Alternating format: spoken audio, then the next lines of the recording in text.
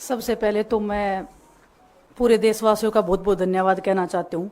आप media persons का भी, क्योंकि आप लोग ही हम लोगों को इतना through out the journey wrestling में आपने सपोर्ट किया है। तो मैं उम्मीद करती हूँ कि मैं आपकी उम्मीदों पे खरा उतरूँ बिल्कुल। और कांग्रेस पार्टी का मैं बहुत बहुत धन्यवाद करती हूँ, क्योंकि जब बोलते हैं ना कि बुरे टाइम में पता लगता है कि अपना कौन है। जब हम रोड पे घसीटे जा रहे थे तो छोड़ के बीजेपी को, देश में जितनी भी पार्टियां हैं वो हमारे साथ में थी, हमारे दर्द को समझ पा रही थी, हमारे आंसुओं को समझ पा रही थी। मैं बहुत प्राउड फील कर रही हूँ कि मैं एक ऐसी पार्टी में, एक ऐसी विचारधारा में हूँ जो महिलाओं के साथ हो रहा अन्याय और उनके साथ बुरे बर्ताव के खिलाफ खड़ी है। वो लड़ाई लड़ने के तैयार है, सड़क से लेकर संसद तक। और मैं विश्वास दिलाती हूँ पूरे देशवासियों को कि जो मेहनत, जो लगन से हमने रेसलिंग में काम किया है, हम चाहते हैं कि देश के हर एक नागरिक को जो दर्द, जो तकलीफ हमने झेली है, खासकर महिलाओं के लिए, हर एक उस महिला के साथ में हम खड़े हैं जो अपने आप को लाचार, अपने आप को बेबस समझती है। रेसलिंग में मैंने पूरा कोशिश किया कि मैं जितनी भी महिलाओं को, छोटी बच्चियों को इंस्पायर कर सकती हूँ।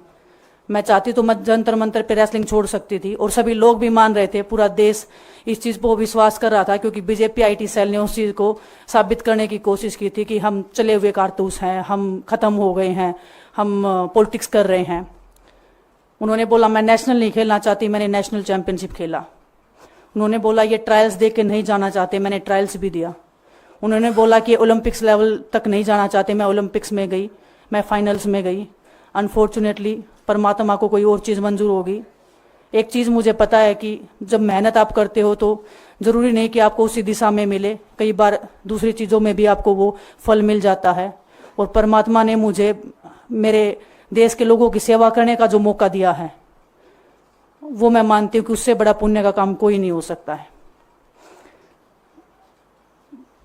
मेरे लिए बहुत प्राउड की बात है। बहुत एक मैं नई पारी की शुरुआत कर रही हूँ आज से।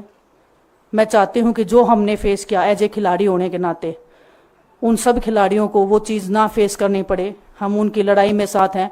शायद उनको आज हिम्मत मिले कि जो पार्टियां पावर में रहती हैं शायद वो साथ में नहीं खड़ी हों, लेकिन उनके बहन भाई हैं जो उनके साथ में खड़े हैं। और हमें पता है स्पोर्ट्स में कितना गलत होता आया है, नहीं बोल पाते हैं खिलाड़ी। आप हमसे देख लो, बजरंग के ऊपर डोप का बैन लगा दिया 4 साल का, सिर्फ किसी लिए कि सिर्फ उन्होंने आवाज़ उठाई थी हमारे साथ बैठ के।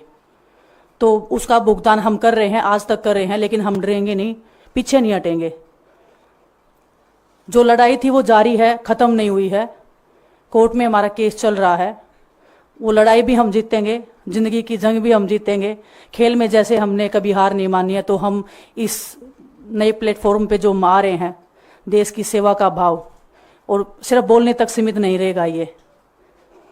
हम दिल से हमने खेल किया है और दिल से हम ये काम करेंगे, जी जान से मेहनत करेंगे, अपने लोगों के बीच में रहेंगे। जो भी हम अपने लोगों का भला कर सकते हैं, चाहे कितना ही % हमारे हाथ में होगा, वो हम करने की कोशिश करेंगे। और मैं अपनी बहनों को बताना चाहती हूँ कि आपकी बहन आपके साथ में है। किसी भी मुसीबत में, किसी भी पल, किसी भी क्षण आप ऐसे मत समझना कोई भी आपके साथ में नहीं है।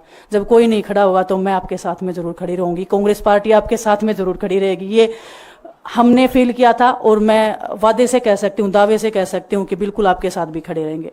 बहुत बहुत धन्यवाद आप सबका।